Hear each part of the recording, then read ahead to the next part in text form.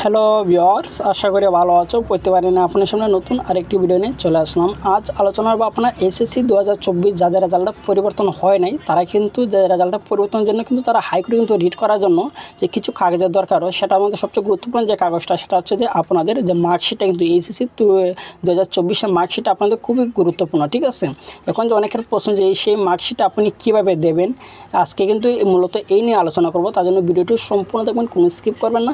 তার আগে বলে নিই, আপনি যদি এই চ্যানেল নতুন হয়ে থাকেন তারা আপনার সাথে রিকোয়েস্ট থাকবে যে এই ধরনের নিত্য নতুন অল এডুকেশন আপডেট সবার আগে পাওয়ার জন্য অবশ্যই চ্যানেলটি সাবস্ক্রাইব করে পাশে থাকবেন। যে আমি কিন্তু গতকালকে একটা ভিডিও ক্রিয়েট করছিলাম যে আপনাদের এসএসসি 2024 যাদের রেজাল্টটা পরিবর্তন হয় নাই, তাদের কিন্তু যে হাইকোর্টে কিছু শিক্ষার্থী তারা রিড করতে চাচ্ছে, যাতে রিড করার পরে যাতে তাদের রেজাল্টটা যাতে পরিবর্তন করা হয়। ঠিক আছে, যে সেই কমেন্ট সেকশনে কিন্তু অনেকেই কিন্তু প্রশ্ন করেছিল যে ভাই আমরা কি এইচএসসির মার্কশিট দেবো না এসএসসি মার্কশিটটা দেবো, এবং আমি রাজশাহী বোর্ডে আমি মার্কশিটটা কীভাবে দেবো, আমি দিনাজপুর বোর্ডে এই মার্কশিটটা কীভাবে দেবো। ঠিক আছে, যে প্রত্যেকটা 9টা বোর্ড আছে, 9টা বোর্ডে কিন্তু একই প্রশ্ন, তারা মার্কশিটটা কীভাবে জমা দেবে এবং কবে জমা দেবে।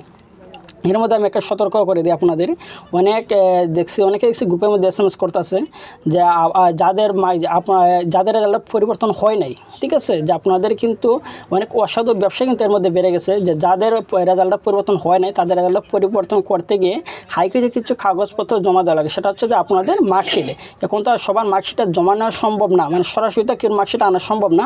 আপনারা রোল নাম্বার এবং রেজিস্ট্রেশন নাম্বারটা দেন, সেই নাম্বারটা দেওয়ার পর আমরা সেই মার্কশিটটা বের করে হাইকোর্টে জমা দিয়ে দেবো।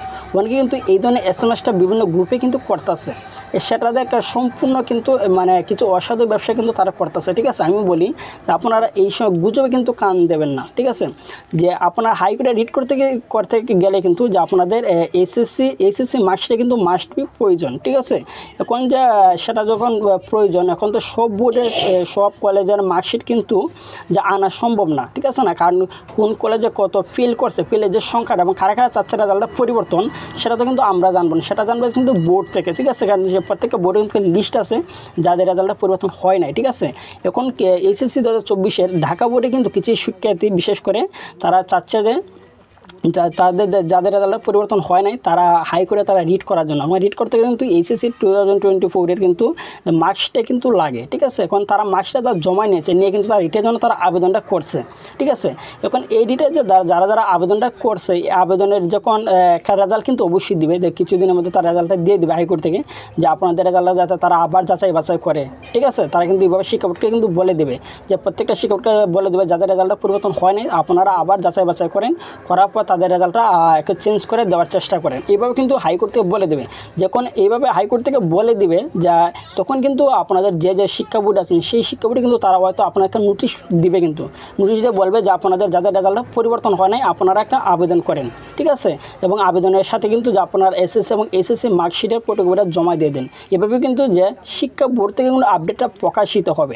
প্রকাশিত হওয়ার পরে মূলত যে আপনাদের যাদের রেজাল্টটা পরিবর্তন হয় নাই তারা কিন্তু এর জন্য আবেদনটা করতে পারবেন। এছাড়া যে অন্যভাবে যে অনেকে চাচ্ছে যে আমার কাছে টাকা দেন, আমার রোল নাম্বার রেজিস্ট্রেশন নাম্বার দেন, আমি আপনাদের যে মার্কশিটটা ডাউনলোড করে আমরা জমা দিয়ে দেবো, যেহেতু হাইকোর্টে রিড করব, এই ধরনের কিন্তু অনেকের জন্য এই ধরনের দেখছি মেসেজ করতেছে বিভিন্ন গ্রুপে, অথবা অনেক কিন্তু ভিডিও দেখছি অনেকে কন্টেন্ট ক্রিয়েটরে কিন্তু ক্রিয়েট করতেছে। তার জন্য বলবো আমরা এগুলোতে আপনার কান দেবে না। ঠিক আছে, যখন কোনো এই ধরনের কোনো আপডেট আসবে, যারা আমার ভিডিও সবসময় দেখেন, আমি কিন্তু সরাসরি কিন্তু আপনাদের যেগুলো নিউজ কিন্তু প্রকাশিত হয় সরাসরি কিন্তু সেই নিউজটা কিন্তু আমি আপনাদেরকে ভিডিও আকারে কিন্তু দেখা দেওয়ার কিন্তু সর্বোচ্চ ট্রাই করি, কিন্তু আমি কিন্তু সবসময় দেখিয়ে দিই যেগুলো আপডেট প্রকাশিত হয়।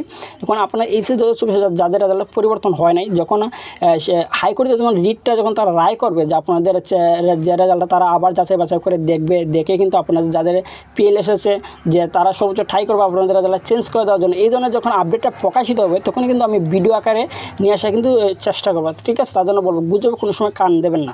তারপর জন্য আবেদন থাকেন অবশ্যই কমেন্ট করে জানাবেন। আর এই ধরনের নিত্য নতুন অল এডুকেশন আপডেট সবার আগে পাওয়ার জন্য অবশ্যই চ্যানেলটি সাবস্ক্রাইব করে পাশে থাকবেন। ধন্যবাদ, দেখা হবে অন্য কোনো ভিডিওতে।